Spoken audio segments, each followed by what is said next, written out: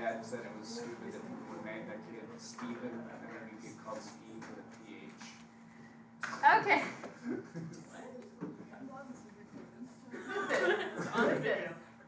Nice intro to our lesson today. So, we were talking about measures of center yesterday. How do we find the center of a set of data? The next thing we want to discuss is measures of dispersion, which dispersion just means how spread out are your points. All right, so to start, I'm actually just going to illustrate with an example, and we're going to all get some calculator practice. So to order food at a McDonald's restaurant, one must choose from multiple lines, while at Wendy's, one enters a single line. Following data give the wait time in minutes in line for a simple random sample of 30 customers at each restaurant during the lunch hour. For each sample, answer the following. So, you notice I have McDonald's and I have Wendy's. We can actually enter these into our calculator at the same time. I want you to put all the McDonald's times in L1 and all of the Wendy's times in L2. So clear and entered the mean, or entered all the values, found the mean, and done the same thing. But your calculator is smart. So we're going to go to Stat, Calculate. Yesterday we did one variable statistics because there was only one variable I'm looking at. Now I have two, so I'm going to two variable statistics. Bless you. It should say L1 for the X list and L2 for the Y. And then everything else, frequency, should not have anything there. And hit enter. Out of this information, we don't need a lot of it. What was I asking you to find? The mean for each group. It is given on this list. It uses X for the first list and Y for the second. So my X bar, my sample mean, so that was from McDonald's.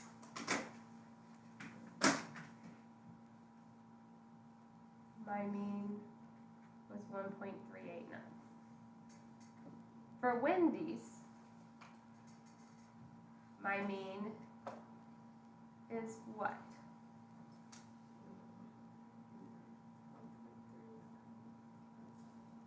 We look for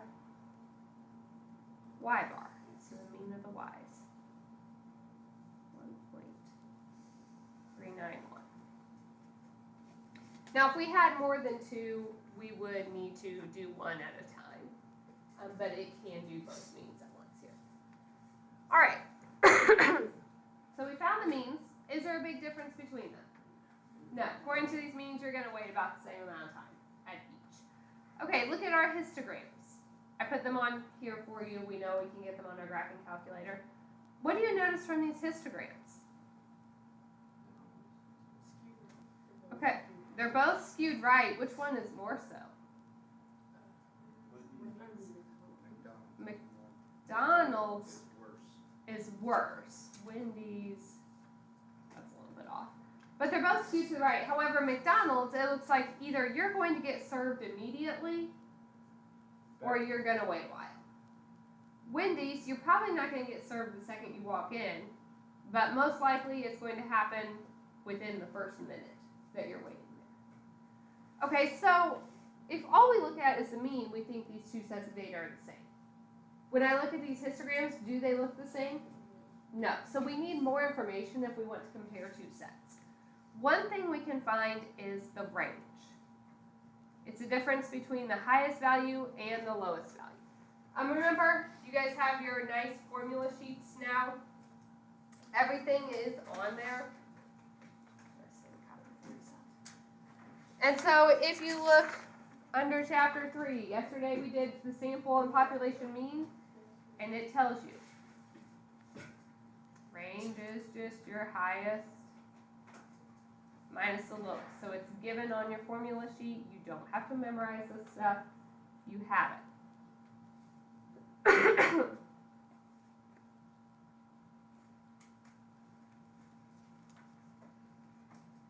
All right. Let's look at the problem from yesterday. Don't delete this information off your calculator yet, by the way. So just leave it in L1 and L2. But yesterday, didn't we do the 5 or 7 employees at our company? If I wanted the range, What was the highest commute time here? 43 minus our lowest commute time. So our range is 38 minutes. All right, so range is a basic subtraction problem. Tells us how spread out they are. Another calculation that we are going to use, which is more helpful, is the standard deviation. Because your range is going to get thrown off a lot. Maybe you only had one high value. Your range is going to look really big, but it was really just one value. We need some other options here. And so there's something called standard deviation. Okay, and I'm actually going to go through how to do one of these by hand. Not because I'm going to expect you to do it by hand all the time, but because I want you to understand the formulas and understand that they're not as terrifying as they appear. So we can do standard deviation for both our population and our sample. Difference in the variable, if it's from the population, that's our sigma. If it's for the sample, it's an S. Okay? Again, on your formula sheet. You don't even have to memorize which variable it is. It tells you on your formula sheet. So it can be calculated a couple different ways. But if we're going to do it by hand, this first one is the easiest. It's the square root of, remember yesterday I said this was the sum. So we add up each value minus the mean. Square them and divide by the number of values. So we'll work one out in a second and you'll understand that formula a little more. Our calculator can give us standard deviation.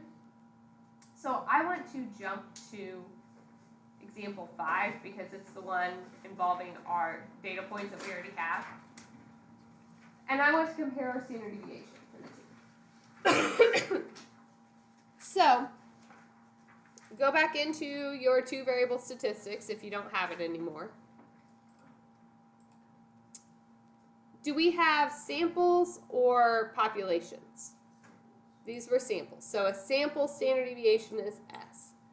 If I wanted the standard deviation for each group, so the McDonald's, S is for standard deviation. And so that one, my standard deviation was 1.265. For Wendy's, that was my Y. We want the sample, so we're just looking for SY. That's 0.738. All right. We don't know a lot about what these numbers mean yet, but for right now, what you need to know is a bigger standard deviation means more spread out. A small standard deviation means almost all your points are close to the mean. The bigger your standard deviation is, that means you have points further away from your mean. So if I'm looking at both McDonald's and Wendy's, knowing they have about the same average wait time, if I look at these standard deviations, which one do you think you would get served faster at? Wendy's. That has a smaller standard deviation, which means you are more likely to get served within that 1.3 minutes that we said was our average. McDonald's, it's like rolling the dice. Sometimes it'll be faster, sometimes it's a lot further or a lot longer because it's more spread out. Does that make sense? So like if I gave a test and everybody in here got a 90%, my average is 90%, my standard deviation would be 0. There is no variability. Everybody got the exact same score. Your values were all equal to the mean. But if I gave a test and I said the average is 90 and I had people getting over 100% and people failing, what happens to my standard deviation? It gets bigger because those values are further away from the mean. So standard deviation is telling us how spread out our data is. All right. So if I go back here, I want to calculate the population standard deviation for my employees. All right. Am I going to have you do this by hand every time? No. Like maybe once or twice. But I think it's important for understanding what the formula says. And we should get used to reading formulas. So we're going to make a table.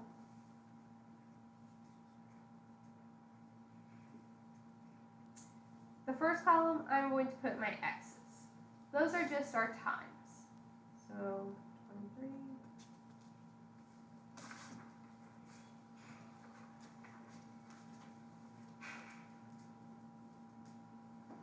Okay. So those are my commute times. The formula that we are looking at says we are doing the square root of the sum, each value minus the mean, squared divided by my number of points. So what I'm going to do next is each value minus the mean. Can you look back yesterday? I don't remember. What was our mean time for this? You guys have it written down? If not, we can recalculate it.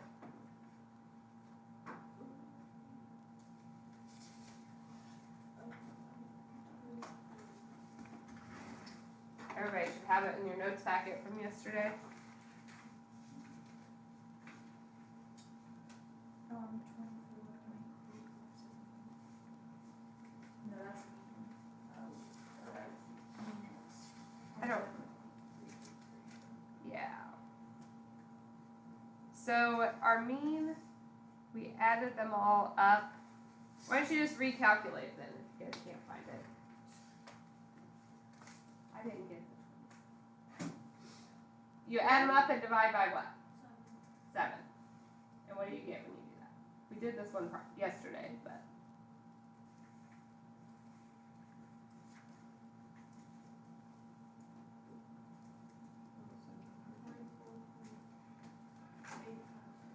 Okay. Let's say 24 point, can we just say 86? Make it a little bit easier. We did a couple different means with this one. I think you looked at the one where we added in one more employee. Okay, so what this says is we take each of these values and we subtract the mean. So you are literally just pushing buttons on your calculator. 23 minus 24.86, negative 1.86. And then, here, I'm going to go ahead and set up the second column. In our formula, what do I have to do to all of those values? Square them. Let's go ahead and do that. So then I have it in my calculator, I can just hit squared.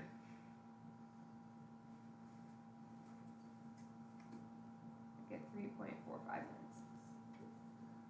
Okay, so we're just going through each of these values. So 36 minus 24.86.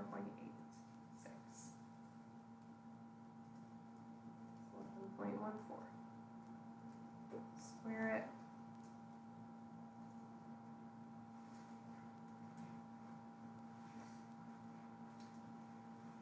I have 23 again, so I can just copy my numbers from my first row.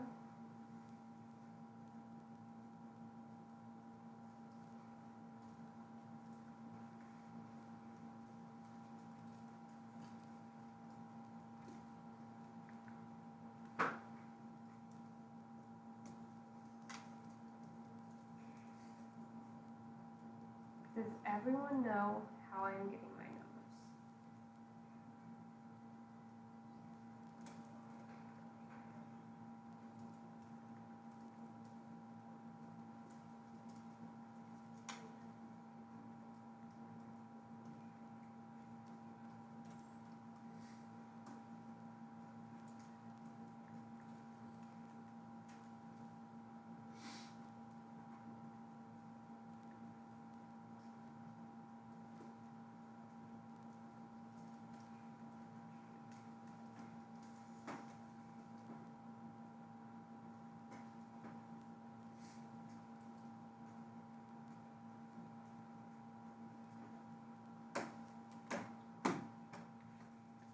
Okay, it's tedious, it's a lot of calculations, but hopefully not anything too difficult. Subtract and square. Now, if I'm looking at my formula, we have a square root. What does this symbol tell me? Add them up. You are adding this column. So, adding those numbers.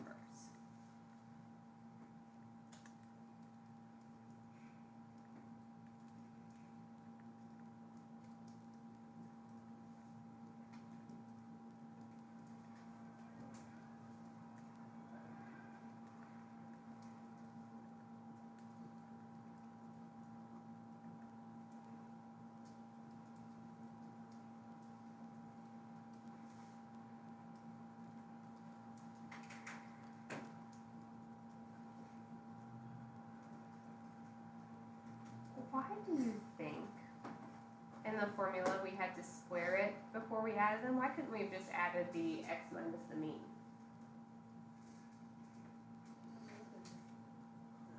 We have positives and negatives, so what's going to happen to them? They're going to cancel out and give us a 0. Is that really what's happening here, though? No. So that's why we square so everything's positive. And then what is my capital N? Capital N is median. N, sorry. Oh. It just means the number of points. So we had 7. So I'm doing the square root of this thing divided by 7. We could put it in parentheses. You shouldn't have to as long as it stays under the radical.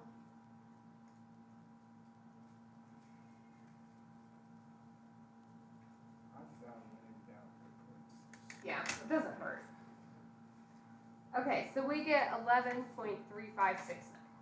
Now, we don't have a good feel for standard deviation yet to know how big is really big, but knowing that if everything were like the mean, your standard deviation would be 0.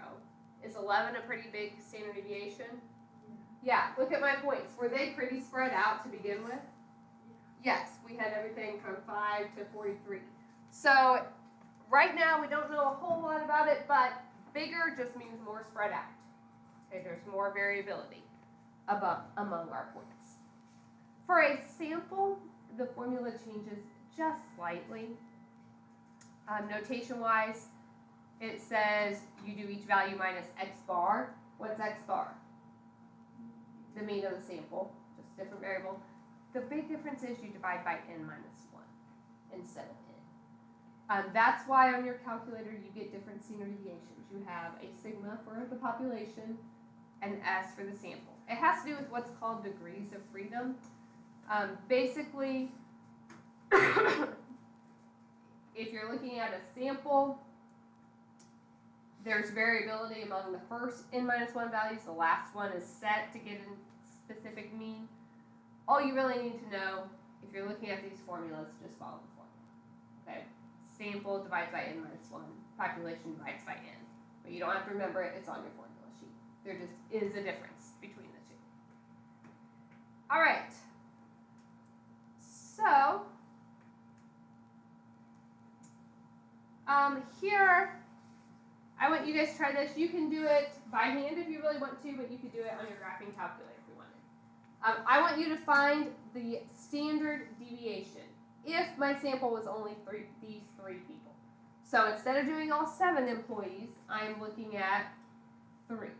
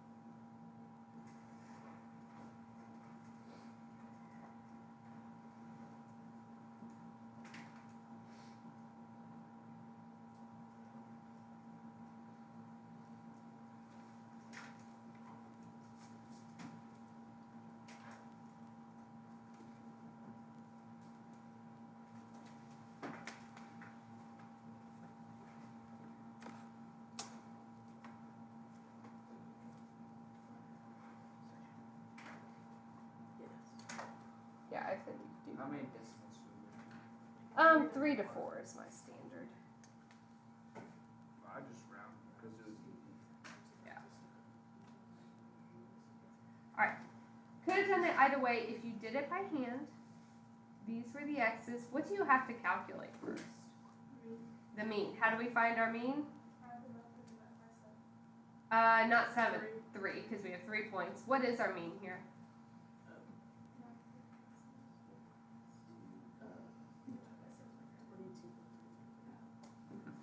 So if you did that,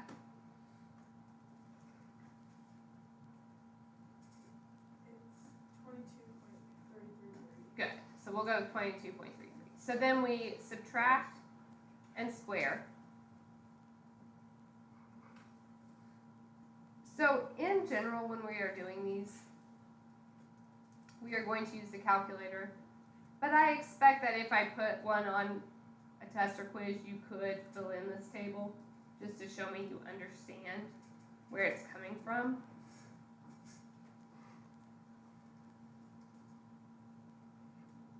And so if I did this, I get those values. Now what do we have to do?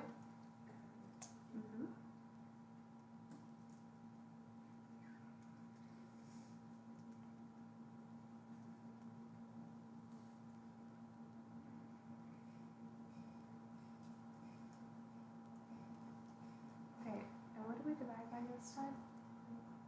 2, and this one's 2. And I'm doing that because it's a sample, not the whole population.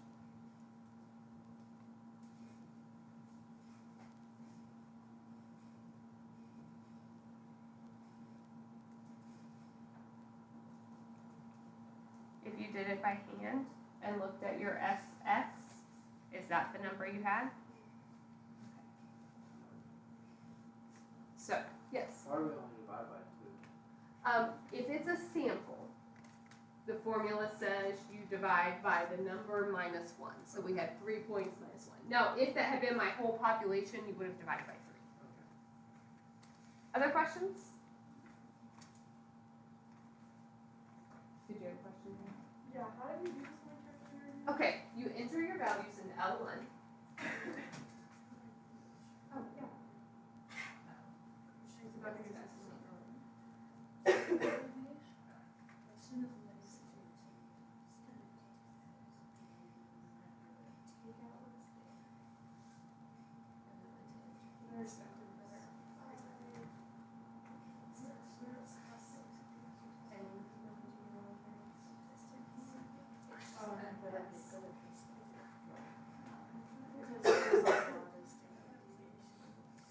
All right. Another calculation that you're sometimes asked to find is variance, and it's just your standard deviation squared. So this is on your formula sheet. We don't use variance a whole lot because standard deviation really tells us what we want. Variance is very similar. The bigger it is, the more spread out our data is. So if you're asked to find it, this is the one that we just did in, example 3. We don't have to go back. So from example 3, what was our standard deviation?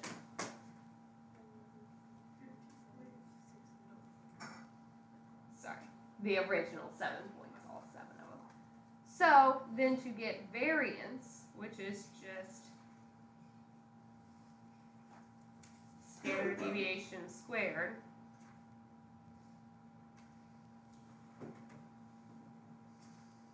we get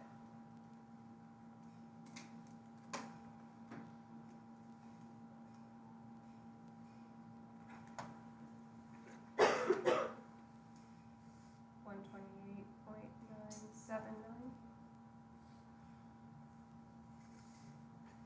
And a big number just means it's spread out.